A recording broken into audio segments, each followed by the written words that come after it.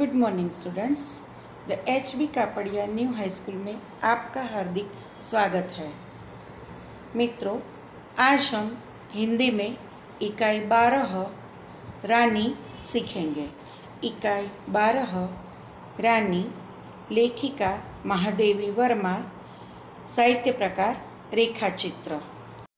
विद्यार्थी मित्रों, पाठ शुरू करने से पहले मैं तुम्हें इस पाठ की लेखिका महादेवी वर्मा का परिचय देती हूँ। हिंदी साहित्य में महादेवी वर्मा अर्थात मैं नीर भरी दुख की बदरी और तुमको नींव में ढूंढा, तुम में ढूंढी पीड़ा। मैं नीर भरी दुख की बदरी और तुमको नींव में ढूंढा, तुम में ढूंढी पीड़ा। कहने वाली सहृदय, भावुक, अत्यंत संवेदनशील और समग्र जीव सृष्टि पर अनुकंपा वर्षण करने वाली छायावादी युग की अप्रितम रचनाकार यानी महादेवी वर्मा।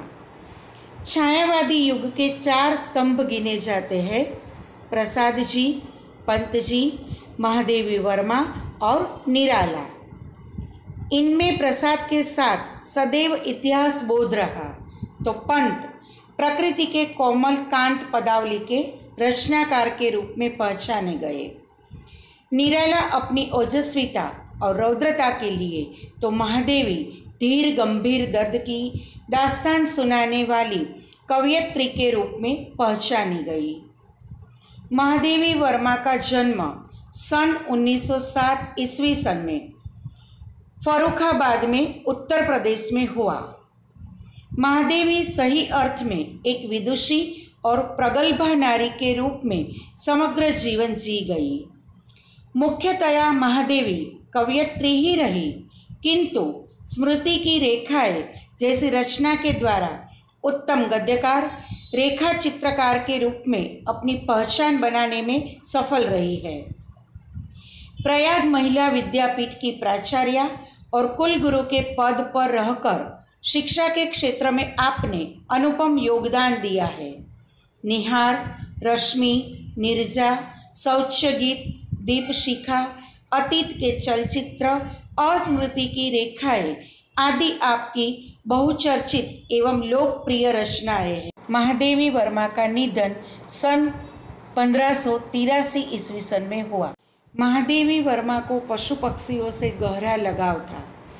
उन्होंने उनसे संबंधित बड़े दिलचस्प और मार्मिक संस्मरण लिखे हैं। प्रस्तुत संस्मरण एक घोड़ी का है। उसका नाम रानी था। लेखिका को बचपन में उससे बहुत प्यार था। यहाँ रानी नामक एक घोड़ी उनके 2 साथी निक्की और रोजी के साथ आई है। निक्की नेवले का नाम है और रोजी कुतिया का नाम है, जिसका बड़ा मार्मिक और भावुकतापूर्ण शैली में चित्र महादेवी वर्मा ने अंकित किया है। ऐसा लगता है यह नेवला, यह कुत्ती और यह घोड़ी हमारे सामने ही है। पशु पक्षी और निर्दोष भोले ऐसे प्राणियों के प्रति महादेवी जी का स्नेह और प्रेम छलकता नजर आता है। महादेवी जी की सहृदयता पाठक का दिल छू लेती है। तो आइए मित्रों, अब हम पेज नंबर 49 पर दिए पाठ का प्रारंभ करते हैं। रियासत होने के कारण इंदौर में शानदार घोड़ों और सवारों का आधिक्य था। आधिक्य यानी अधिकता थी। इसके अतिरिक्त हम अंग्रेजों के बच्चों को छोटे टट्टुओं या सफ़ेद गधों, जिसकी जाति के संबंध में रामा ने हमारा ज्ञान वर्धन किया था, पर घूमते देखते थे। रामा की कहानियों में तो राजा अपराधियों को गधे पर चढ़ाकर देश निकाला देता था। इन्हें गधों पर बैठकर प्रसन्नता से घूमते देखकर विश्वास करना कठिन था कि इन्हें दंड मिला है। रामा के पास हमारी जिज्ञासा का समाधान था। इन्हें विलायत में गधे पर बैठने का दंड देकर भारत भेजा गया है, क्योंकि वहाँ यह वाहन नहीं है। एक दिन हम तीनों ने बाबूजी को मौखिक स्मृति पत्र दिया कि हमारे पास छोटा घोड़ा न रहना अन्याय की बात है। यदि अन्य बच्चों को घोड़े पर बैठने का अधिकार है तो हमें भी वह अधिकार मिलना चाहिए। मित्रों, बचपन में लेखिका इंदौर में रहती थी। वहाँ अंग्रेज बच्चों को गधे की सवारी करते देखकर उनको बहुत आश्चर्य होता था। उन्होंने सुना था कि गधे पर अपराधियों को बैठाए जाते हैं। जो उनके घर का नौकर था रामा, उनकी कहानियों में रामा उन्हें जो कहानियाँ सुनाता था, उन कहानियों में उन्होंने सुना था कि गधे पर केवल अपराधियों को बिठाया जाता है। लेकिन यहाँ अंग्रेजों के बच्चों को गधे पर बैठा देखकर महादेवी वर्मा को बहुत आश्चर्य होता था। तब रामा उनकी शंका का समाधान करता है और कहता है कि इन्हें विलायत में गधे पर बैठाने का दंड दिया गया है। विलायत में यह पशु नहीं है, इसीलिए इन्हें भारत भेजा गया है। तो रियासत होने के कारण इंदौर में शानदार घोड़ों और सवारों का आधिक्य था। इससे अतिरिक्त अंग्रेजों के बच्चों को छोटे टट्टुओं या सफ़ेद गधों पर घूमते देखते थे। गधों पर बैठकर प्रसन्नता से घूमते देखकर विश्वास करना कठिन था कि इन्हें दंड मिला है। महादेवी वर्मा और उनके भाई बहन जब अंग्रेज बच्चों को गधे पर प्रसन्नता से घूमते देखकर अंग्रेज बच्चों को देखते थे तो वे विश्वास नहीं कर पाते थे कि इन्हें दंड मिला है। रामा के पास हमारी जिज्ञासा का समाधान था। जिज्ञासा यानी जानने की इच्छा। इन्हें विलायत में गधे पर बैठने का दंड देकर भारत भेजा गया है क्योंकि वहाँ वह वाहन नहीं है। एक दिन हम तीनों यानी महादेवी वर्मा और उनके भाई और बहन तीनों ने बाबूजी को मौखिक स्मृति पत्र दिया यानी याद दिलाया कि हमारे पास छोटा घोड़ा न होना अन्याय की बात है। यदि अन्य बच्चों को घोड़े पर बैठने का अधिकार है तो हमें भी वह अधिकार मिलना चाहिए। बाबूजी ने हंसते हुए पूछा, सफ़ेद टट्टू पर बैठोगे? तुम कहो के साथ ठेलम ठाल के उपरांत, ठेलम ठाल यानी भीड़ भाड़ धक्का मुक्की के साथ मैंने अगुआ होकर गंभीर मुद्रा में उत्तर दिया, सफ़ेद टट्टू तो गधा होता है जिस पर बैठाकर सजा दी जाती है। पता नहीं हमारे ज्ञान के अजस्त्र स्रोत रामा को बाबूजी ने डांटा या नहीं, परंतु कुछ दिन बाद हमने देखा कि एक छोटा सा चॉकलेटी रंग का टट्टू आंगन के पश्चिम वाले बरामदे में बांधा गया है। बरामदा तो घोड़े बांधने के लिए नहीं बनाया गया, अतः बाहर से टट्टू को लाने के लिए दीवार में एक नया दरवाज़ा लगाया गया और उसकी मालिश करने तथा खाने पीने घूमने आदि की उसकी देखरेख के लिए छुट्टन नाम का साइस रखा गया। साइस यानी घोड़े की देखभाल करने वाला नौकर। मित्रों, महादेवी और घर के दूसरे बच्चों ने जब पिताजी से कहा कि घोड़े पर बैठने का अधिकार हमें है, तो पिताजी ने पूछा कि क्या सफ़ेद टट्टू पर बैठोगे? तो महादेवी वर्मा ने कहा कि सफ़ेद टट्टू तो गधा होता है, उस पर तो दंड पाने वाले ही बैठते हैं। फिर बच्चों की मांग पर उनके पिता ने एक बरामदे में चॉकलेटी रंग का टट्टू बांधा। बरामदा घोड़े बांधने के लिए बनाया नहीं गया, लेकिन बाहर से टट्टू को लाने के लिए दीवार में एक नया दरवाज़ा लगाया गया और उसकी मालिश करने के लिए, खाने पीने घूमने आदि की देखरेख के लिए छुट्टन नाम का साइस रखा गया। अब तो हम उस छोटे टट्टू से बहुत प्रभावित और आतंकित यानी भयभीत हुए। हमारे तथा हमारे अन्य साथी जीवों के लिए न मकान में कोई परिवर्तन हुआ, न कोई विशेष नौकर रखा गया। रामा को तो नौकर कहा नहीं जा सकता क्योंकि वह तो डांटने फटकारने के अतिरिक्त हमारे कान भी खींचता था और हमारी खिड़की तक दरवाजे में परिवर्तित नहीं हो सकी, जिससे हम रोजी और निक्की के साथ कूदने के कष्ट से मुक्त हो सकते। बाबूजी से यह सुनकर भी कि वह टट्टू हमारी सवारी के लिए आया है, हम सब 4-5 दिन उससे रुष्ट और अप्रसन्न ही घूमते रहे, परंतु अंत में उसने हमारी मित्रता प्राप्त कर ही ली। रामा से उसका नाम पूछने पर ज्ञात हुआ कि उसे ताज रानी कहकर पुकारा जाता है। ताजमहल का चित्र हमने देखा था और रामा और कल्लू को माँ की सभी कहानियों में रानी के सुख दुख की गाथा यानी कहानी सुनते सुनते हम उसके प्रति बड़े सदै हो गए थे। सदै यानी दयालु हो गए थे। ताजमहल जैसे भवन की रानी होने पर भी यह वहाँ से कहानी की रानी की तरह निकाल दी गई है। यह कल्पना करते ही हमारी सारी ईर्ष्या और सारा रोष करुणा से पिघल गया और हम उसे और अधिक आराम देने के उपाय सोचने लगे। मित्रों, बच्चों की मांग पर रानी नाम की घोड़ी आ गई। उसके लिए छुट्टन नामक साइज भी रखा गया। घोड़ी के लिए सारी व्यवस्था भी की गई। उसका पूरा नाम ताज रानी था। पहले तो महादेवी वर्मा और उनके भाई बहन को ताज रानी यानी घोड़ी से बहुत ईर्ष्या हुई, क्योंकि ताज रानी के लिए सब कुछ रखा गया। उसकी मालिश करने के लिए, खाने पीने के लिए, उसे घुमाने के लिए छुट्टन नाम का साइज भी रखा गया। उसे दीवार में एक नया दरवाज़ा लगाकर घर में लाने की व्यवस्था भी की गई।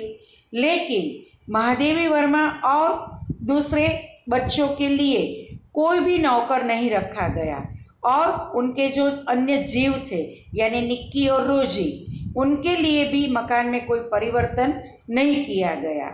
तब महादेवी वर्मा और अन्य जीव और अन्य बच्चे यानी उनके भाई बहन ताज रानी से ईर्ष्या करने लगे। लेकिन जब बच्चों ने उनकी सुख दुख की कहानी सुनी तो सारे बच्चे ताज रानी के प्रति बड़े सदै हो गए और उनकी जो सारी ईर्ष्या थी, सारा रोष था, वह करुणा से पिघल गया और उसे अधिक आराम देने के उपाय तीनों भाई बहन सोचने लगे। वह इतनी सुंदर थी कि अब तक उसकी छवि आँखों में बसी जैसी है। हल्का चॉकलेटी चमकदार रंग जिस पर दृष्टि फिसल जाती थी, खड़े छोटे कानों के बीच में माथे पर झूलता अयाल का गुच्छा, बड़ी काली स्वच्छ और पारदर्शी जैसी आंखें, लाल नथुने जिन्हें फुला फुला कर चारों ओर की गंध लेती रहती। Page number 50। उजले दांत और लाल जीभ की झलक देते हुए गुलाबी ओठों वाला लंबा मुंह जो लोहा चबाते रहने पर भी क्षत विक्षत नहीं होता था। क्षत विक्षत यानी घायल नहीं होता था। ऊंचाई के अनुपात से पीठ की चौड़ाई अधिक है। सुडौल मजबूत पैर और सघन पूंछ जो मक्खियाँ उड़ाने के क्रम में मोर छल के समान उठती गिरती रहती थी। मोर छल यानी मोर की पूंछ से बना झाड़ू। उस समय यह सब समझने की बुद्धि नहीं थी, परंतु इतने दीर्घकाल के उपरांत भी, दीर्घकाल यानी लंबा समय, स्मृति पट पर वे रेखाएं ऐसे उभर आती है जैसे किसी अदृश्य स्याही से लिखे अक्षर अग्नि के ताप से प्रत्यक्ष होने लगते हैं। हम बार बार सोचते हैं कि वह कुछ और छोटी क्यों न हुई होती तो हम रोजी और निक्की के समान उसे भी अपने कमरे में रख लेते। रानी को अपने कमरे में ले जाना संभव नहीं था, अतः अस्तबल बना हुआ बरामदा ही हमारी अराजकता का कार्यालय बना। अराजकता यानी अव्यवस्था। मित्रों, यहाँ पर रानी के सौंदर्य का वर्णन किया गया है। रानी बहुत सुंदर घोड़ी थी। उसका जो हल्का सा चॉकलेटी रंग था, वह रंग पर दृष्टि पड़ते ही नज़र फिसल जाती थी। झुलता अयाल, अयाल यानी घोड़े के गर्दन पर के जो बाल होते हैं उसे अयाल कहा जाता है। पारदर्शी जैसी आंखें, उसकी आंखें पारदर्शी थी। दांत उजले थे। जीभ लाल रंग की, होठ गुलाबी रंग के और मोर छल सी पूंछ और गठा हुआ शरीर सब कुछ आकर्षक था। घोड़े को देखकर बार बार महादेवी वर्मा और उनके भाई बहन सोचते थे कि यह कुछ और छोटी क्यों न हुई होती तो रोजी और निक्की के साथ उसे भी अपने कमरे में रख लेते, लेकिन रानी बड़ी थी इसलिए कमरे में ले जाना उसे संभव नहीं था। अतः अस्तबल बना हुआ बरामदा ही उन लोगों की अराजकता का कार्यालय था। बरामदा घोड़े बांधने के लिए तो बना नहीं था, अतः उसकी दीवार में एक खुली अलमारी और कई आते ताक थे। उन्हीं में हमारा स्वेच्छया यानी स्वेच्छा से विस्थापित यानी अपने स्थान से हटाया हुआ और शरणार्थी खिलौनों का परिवार स्थापित होने लगा। रानी की गर्दन में झूल झूल कर, उसके कान और अयाल में फूल खोस खोस कर और उसको बिस्कुट मिठाई आदि खिला खिला कर थोड़े ही दिनों में हमने उससे ऐसी मैत्री कर ली कि हमें न देखने पर वह अस्थिर होकर पैर पटकने और हिन हिनाने लगती। फिर हमारी घुड़सवारी का कार्यक्रम आरंभ हुआ। मेरे और बहन के लिए सामान्य छोटी पर सुंदर जीन खरीदी गई और भाई के लिए चमड़े के घेरे वाली ऐसी जीन बनवाई गई जिसे संतुलन खोने पर भी गिरने का भय नहीं था। बाहर के चबूतरे पर खड़े होकर हम बारी बारी से रानी पर आरूढ़ यानी सवार होते और छुट्टन साथ दौड़ता हुआ हमें घुमाता। सवेरे भाई बहन घूमते और स्कूल से लौटने पर तीसरे पहर या संध्या समय मेरे साथ यह कार्यक्रम दोहराया जाता। परंतु ऐसी सवारी से हमारी विद्रोही प्रकृति कैसे संतुष्ट हो सकती थी। अस्तबल में रानी की गर्दन में झूलकर तथा स्टूल के सहारे उसकी पीठ पर चढ़कर भी हमें संतोष न होता था। मित्रों, यहाँ रानी को कैसे मित्र बनाते हैं यह समझाया गया है कि बच्चे रानी से हिलमिल गए थे। वे उसके शरीर पर खेलते, लिपटते, झूलते और उसके अयाल में फूल खोसते, उसे बिस्कुट और मिठाई खिलाते थे। थोड़े ही दिनों में रानी उनकी मित्र बन जाती है। वह पैर पटककर या हिन हिनाकर बच्चों को अपने पास बुलाने लगती है। फिर थोड़े दिनों के बाद बच्चों की घुड़सवारी का आरंभ होता है। बहन और भाई के लिए जीन खरीदी जाती है और बाहर के चबूतरे पर खड़े होकर बारी बारी से रानी पर बच्चे सवार होते हैं और छुट्टन उनके साथ दौड़ता हुआ उन्हें घुमाता है। लेकिन उन भाई बहनों को ऐसी सवारी से संतोष नहीं था क्योंकि उनकी प्रकृति विद्रोही थी। अस्तबल में रानी की गर्दन में झूलकर तथा स्टूल के सहारे उसकी पीठ पर चढ़कर बच्चों को संतोष नहीं होता था। अंत में एक छुट्टी के दिन दोपहर में सबके सो जाने पर हम रानी को खोलकर बाहर ले आए और चबूतरे पर खड़े होकर उसकी नंगी पीठ पर सवारी करके बारी बारी से अपनी अधूरी शिक्षा की पूरी परीक्षा करने लगे। यह स्वाभाविक ही था कि ताज रानी हमारी अराजक प्रवृत्तियों से प्रभावित हो जाती। वास्तव में बालकों में चेतना के विभिन्न स्तरों का बोध यानी ज्ञान न होकर सामान्य चेतना का ही बोध रहता है। अतः उनके लिए पशु, पक्षी, वनस्पति सब एक परिवार के हो जाते हैं। निक्की रानी की पूंछ से झूलने लगता था। रोजी इच्छानुसार उसकी गर्दन पर उछल कर चढ़ती और नीचे कूदती थी और हम सब उसकी पीठ पर ऐसे गर्व से बैठते थे मानो मयूर सिंहासन पर आसीन यानी सवार। रानी हम सबकी शक्ति और दुर्बलता जानती थी। उसकी नंगी पीठ पर अयाल पकड़कर बैठने वालों को वह दुल्की यानी धीरी चाल से इधर उधर घुमाकर संतुष्ट कर देती थी।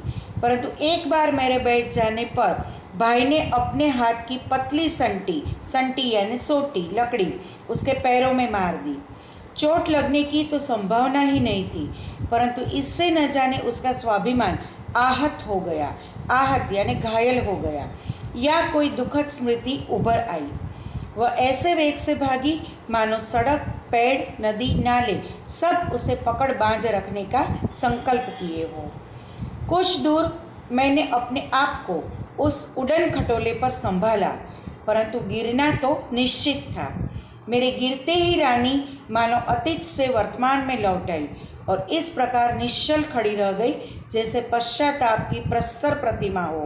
पश्चाताप यानी पछतावा, प्रस्तर प्रतिमा यानी पत्थर की मूर्ति हो।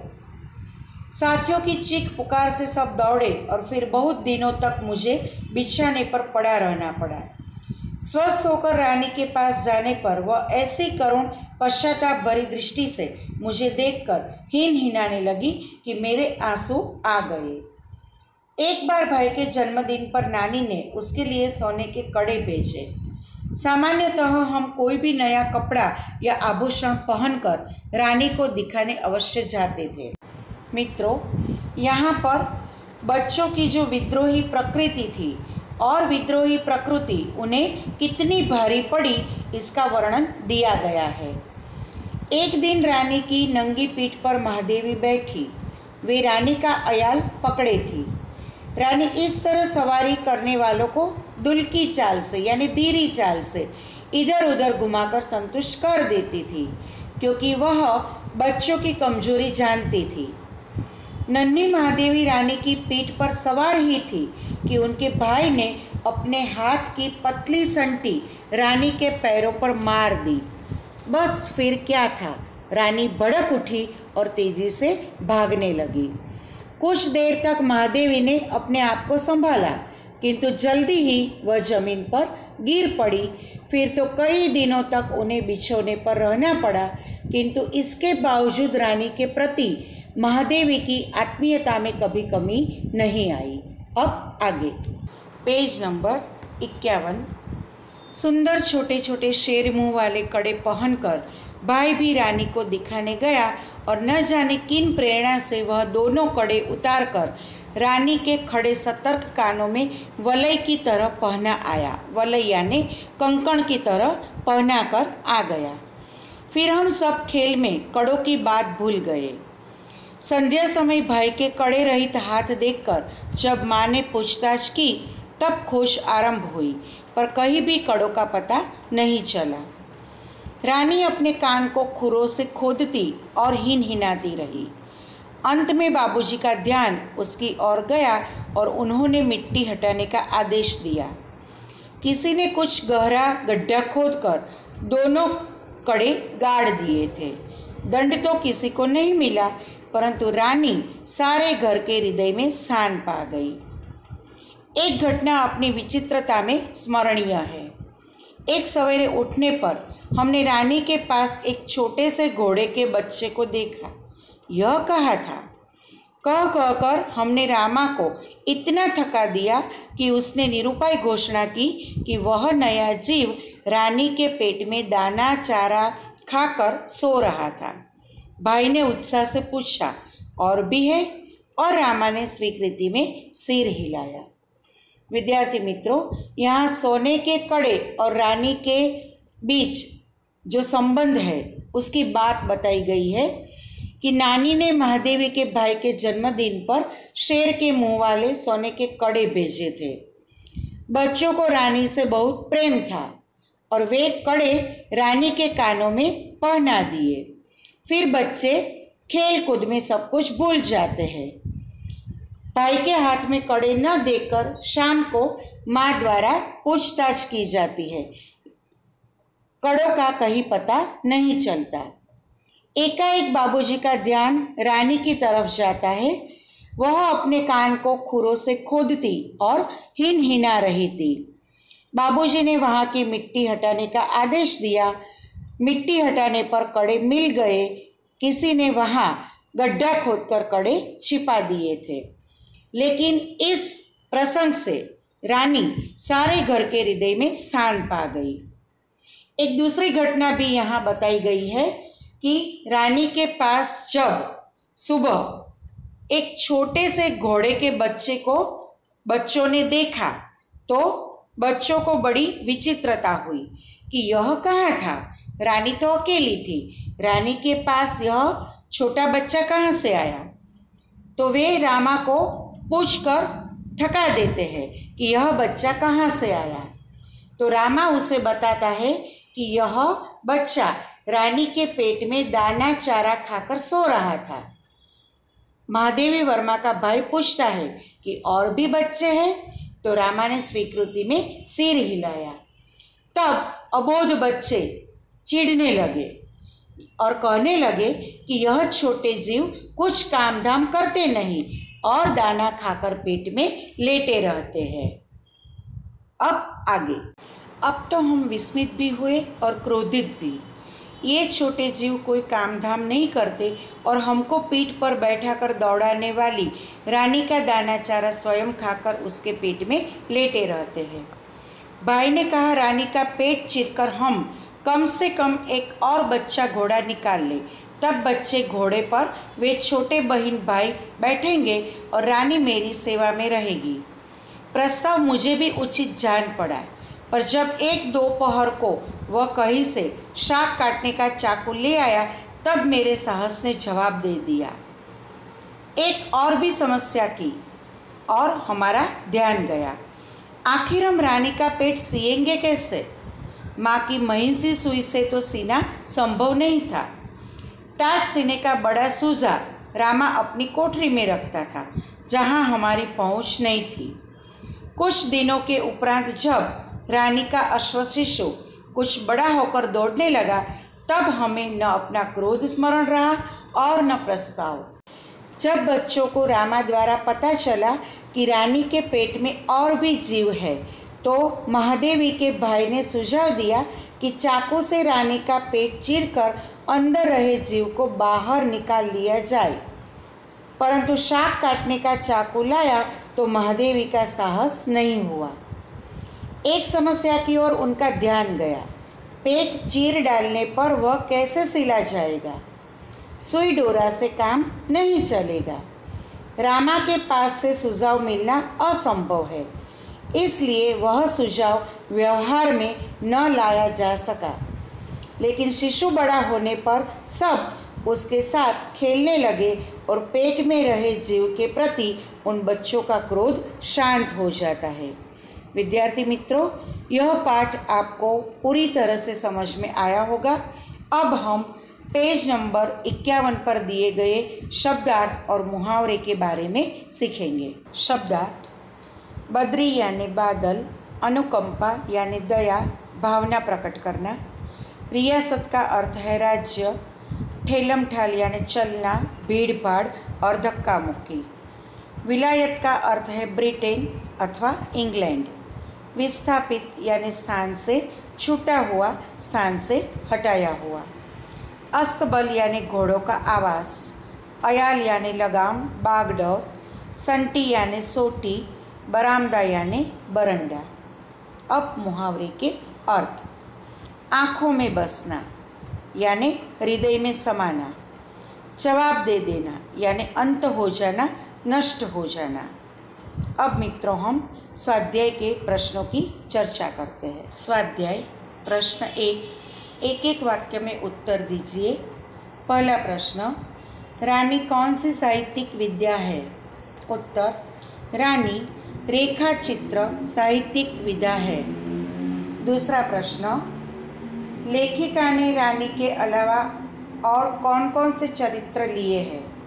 उत्तर: लेखिका ने रानी के अलावा रोजी और निक्की के चरित्र लिए हैं। तीसरा प्रश्न: लड़कों ने स्मृति पत्र में किस अन्याय की बात लिखी थी? उत्तर: लड़कों ने स्मृति पत्र में लिखा था कि जैसा अंग्रेज बच्चों के पास छोटा घोड़ा होता है, वैसा अपने पास नहीं होना वह अन्याय की बात है। प्रश्न 2, 3-4 वाक्यों में उत्तर दीजिए। पहला प्रश्न: रानी के साथ मित्रता स्थापित करने के लिए कैसे प्रयास किए गए? उत्तर: रानी के साथ मित्रता स्थापित करने के लिए बच्चे उसकी गर्दन में झूलने लगे, उसके कानों और अयाल में फूल खोसने लगे। वे उसे बिस्कुट और मिठाइयाँ खिलाने लगे। दूसरा प्रश्न, रानी की पीठ पर सवारी करने पर कौन सी दुर्घटना घटित हुई, क्यों? उत्तर, एक बार महादेवी रानी की नंगी पीठ पर बैठी, उसी समय उनके भाई ने अपने हाथ की पतली संटी रानी के पैरों पर मार दी। इससे रानी बहुत तेज भागने लगी। महादेवी देर तक खुद को न संभाल सकी और नीचे गिर पड़ी। संटी लगने से रानी के स्वाभिमान पर चोट लगी और वह तेजी से भागने लगी। अब मित्रों, पेज नंबर 52 पर ध्यान दीजिए। प्रश्न 3, शब्द समूह के लिए एक एक शब्द लिखिए। पहला, ज्ञान में वृद्धि करने वाला यानी ज्ञानवर्धक। दूसरा, बच्चे सरलता से कर सके ऐसी प्रवृत्तियाँ यानी बाल सुलभ। तीसरा, घोड़े पर बैठकर की जाने वाली सवारी यानी घुड़सवारी। प्रश्न 4, विरुद्धार्थी शब्द दीजिए। अपराधी यानी निरपराधी, प्रसन्नता यानी अप्रसन्नता, दंड यानी पुरस्कार, नंगी पीठ यानी जीन युक्त पीठ। विद्यार्थी मित्रों, आपको पूरी तरह से यह पाठ और स्वाध्याय के प्रश्नों समझ में आए होंगे। यदि आपको कोई भी दिक्कत है तो आप मेरा संपर्क कर सकते हैं। Thank you. जय भारत, जय हिंद।